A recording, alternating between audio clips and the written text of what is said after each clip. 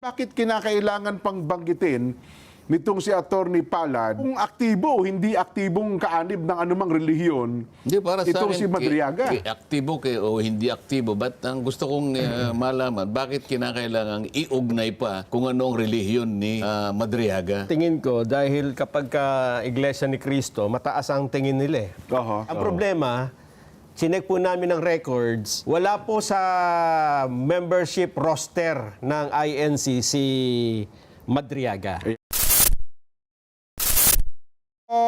Liwanagin muna natin, kasi aywan ko lang kung napanood mo sa isang social media, Nelson, itong suspect na si Ramil Madriaga, may kaso ata itong kidnap for ransom, tama ba, Nelson? Oo, nakakulong siya. Nakakulong po ito dito sa Quezon City Jail. Aha. At Sa may Bikutan. Bikutan, opo. Yan, tama. BJMP. BJMP, tama. BJMP, Bikutan. Aha. Ito pong si Ramil Madriaga ay nachismis noon daw, na di umano ay pinuntahan pa raw ni BP Inday Sara sa kulungan para kausapin. Yun ang pinapalibas. O yun daw. Pero yun naman chismis ang anggulo na yun. Wala pang dyan. Walang confirmation. Doon po kasi sa kanyang panayam, Nelson, Sa abogado. opo, na ano pangalan ng abogado? Teka, mamaya, hanapin ko. Oo. Oho. Ito hong abogado ito ay kinapanayam ng isang Abogado Nino. abogado po ni Ramil Madriaga na in-interview ito sa isang programa sa radyo. So si Ramil Madriaga, detention prisoner yan. Yes po. Opo, nakabilanggo po ito doon sa BJMP facility sa Bikutan. Kasong kidnapping for ransom. Ayan, ang kaso po niya, kidnap for ransom.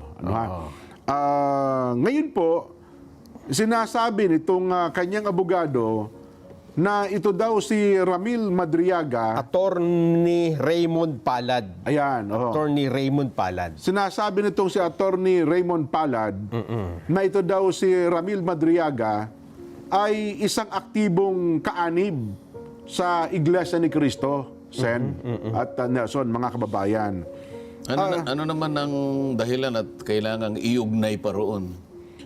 Actually, yun nga po ang pinag-iisipan ko at ni Nelson at ang ating mga kababayan. Bakit kinakailangan pang banggitin nitong si Attorney Palad kung aktibo o hindi aktibong kaanib ng anumang relihiyon Hindi, para sa itong akin, si Madriaga? aktibo o hindi aktibo. But ang gusto kong malaman, bakit kinakailangang iugnay pa kung anong relihiyon ni Madriaga? Oho. May angulo si Nelson yan. Ano sa tingin mo, Nelson? Sa tingin ko, dahil kapag Iglesia ni Cristo, mataas ang tingin nila eh. Oho. Baka makadagdag sa kanya, yung kredibilidad. Ayun. So ano man ang sabihin niya, ay maingat niyang gagawin ito. Maaring makadagdag ng kredibilidad kung totoo na siya ay miyembro nga ng INC. Ang problema, chinek po namin ng records, wala po sa membership roster ng INC si Madriaga. Ayan, Parang taong 2023 pa yata siya inalis sa talaan ng Iglesia ni Cristo.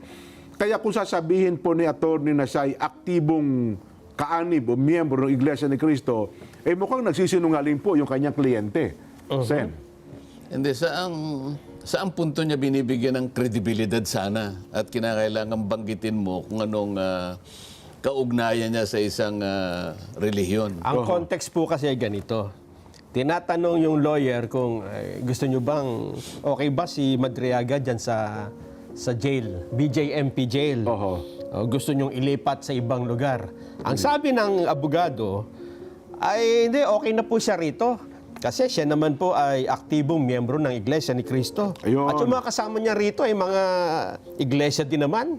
Lalo na yung isa rito, dito din nakabilanggo yung Angel Manalo. Kaya okay ho sila rito, magkakasama na sila rito.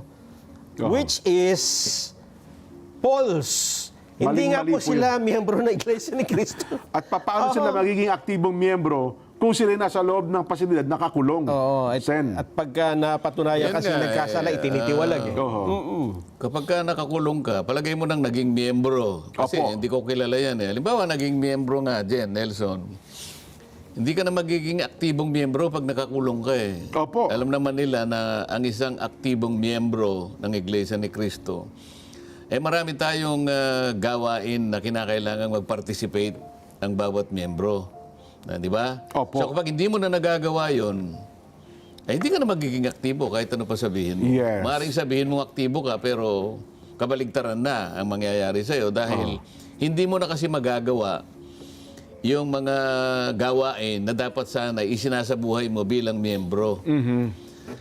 Kaya ako nagtataka, bakit kinakailangan angguluhan niya ng ganun? Ba't niya kailangan i-connecta doon? Yun na Yung nga po. pagiging aktibo o hindi aktibo. Hindi yun eh. Ang importante sa akin, ba't mo ipinipilit na angguluhan na siya'y dati o naging Iglesia ni Cristo member, hindi ba? Opo. Yun ba'y makakatulong sa depensa mo sa kanya o paano ba ang gusto niyang palabasin? Mukhang una, Sen, ako sasagot. Mukhang wala namang may tutulong sa kanya yun. Ano? Kaya nga. Oho.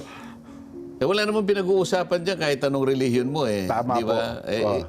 Minsan nga naisip ko tuloy nung nasa mababang kapulungan ako, nagsisintimiento yung mga kaibigan kong mga congressmen na Muslim. Opo. Totoo yan. Pag nagkaroon ng balita, halimbawa merong nakawan o kaya patayan, Nahuli. Opo. si, anong pangalan halimbawa? Si X, Opo. isang Muslim, sabing gano'n, ano? Ay nahuling pumatay ng ganito o Nagnakaw. Alam mo, o sa kapan. isang pagdinig namin, nagreklamo yung isa sa mga Muslim eh. Oho.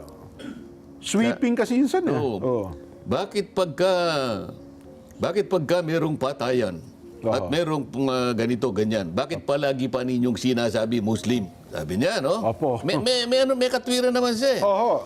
Bakit hindi nyo sabihin, ito, Katoliko? Yan. Bakit palagi ninyo sinasabi ganito? Sabi niya, natatawa ako dahil magkatabi kami eh. Opo. Tama rin naman, huwag mo nga angguluhan ng gano'n dahil wala namang connection yung kanyang Relihiyon. Ano naging bang- relihiyon kung Opo. sakasakali. Tama. Unless meron siyang gustong palabasin. Oho. Well, baka ikatwiran nung attorney Palad, hindi, yun ho ang sinabi sa akin ng kliyente ko na siya daw ay aktibong kaanib sa Iglesia ni Cristo. Kung hindi naman makakatulong sa depensa mo halimbawa, Ayan, opo. at lalong baka makasira, unang-una dapat inimbestigan. Paano ka naging aktibo kanya? Ayun nga, sana- nakakulong ka, aktibo ka ba? Pag Sana- sinabi ko to masisira tayong dalawa nito. Sana pinagana din ni attorney yung isip niya. Kung nangyaring gano'n. Kasi kung ako yun, Oho. paano ka naging aktibo nakakulong ka? Oho. Di ba? Tama. Hindi ka pwedeng maging aktibo kasi hindi ka na pwedeng mag-participate sa mga aktibidad na nakalatag sa inyong relihiyon. Ayan. So Opo. pagka kinuha ko yung linya mo, pareho tayo masisira. Ayun. Opo. Huwag na lang. Hindi ko nasasabihin yan. Ang masaklap nun, Sen, aktibo man o hindi aktibo, hindi ho siya talaga miyembro. Hindi ho talaga siya Yun miyembro. na nga yung sinasabi ko sa inyo kanina, ano nga ang kanyang gustong mangyari, bakit pati yung kung ano man ang kanyang paniniwala o kung ano man kinasangkutan niyang religion, bakit kinakailangang i-connecta mo yun? Hindi man makakatulong sa depensa mo yan eh. Kaya nga, tataka din ako doon kay attorney kasi malayo naman yung tanong. Bakit niya naisabi yung pati relihiyon ng tao? Eh, no? Maring sa tingin ko umahanap ng mga kakampi. Alam mo naman, 'di ba, pagka paano magkaisa ang mga miyembro ng iglesia, akala niya siguro ay madaling mauto. Ganun ba? Ang buong akala niya kung mo halimbawa naging iglesia. Opo. Palagay mo na naging iglesia. no? Opo. Ang Iglesia ni Cristo ay bigla na lamang gagawa ng paraan para suportahan siya kahit mali ang ginawa niya. Ganun ba? Ganun ba yung paniniwala Baka yun ang niya? iniisip ni attorney. Maling-mali siya Opo. doon. Oo, Hindi kasi tayo kumukonsinte, Sen. No? mukhang- Kahit pa sabihin nating aktibong miyembro ka, pero may ginawa kang mali, itinitiwalag po Oho. sa iglesia. ang nakikita ko sa attorney na yan, mukhang konti ang kanyang pagkakaalam kung ano ang Iglesia ni Cristo. Ayun. Oho. Yan. Sana po, maliwanagan kayo. Doon sa ating mga kababayan na nakapanood, wag ko kayo maniwala. Basta kakalad ka rin ang pangalan po ng Iglesia ni Cristo sa ganung mga bagay. Ano ha? Anyway, Sen, lipat tayo ng ibang paksa. Sana ho'y naging malinaw yan sa lahat. Ano ha? Doon sa mga nagtatanong po ukol sa isyong ito. Puntahan na natin, Sen, ito pa po isang mahalagang bagay, yung BICAM. Una pala, Sen, natutuwa kami ni Nelson, mukhang nagtagumpay na pala at congratulations po. Kayo ba'y masaya rin, Sen? Sino nagtagumpay? Mukhang mali ata ang pagbati natin. Ito, Sen. Anong tagumpay bang... Hindi ba kayo naniniwala rito?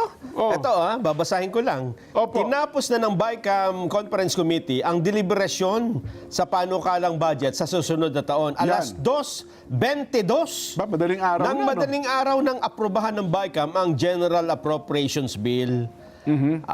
Kasama sa inaprubahan ang pagpapalit ng listahan ng Farm to Market Road ng DPWH na abot ng 8.9 billion. Bukod pa dyan, ang 33 billion pesos na budget para sa FMR na naunang inaprubahan ng BICAM noong linggo.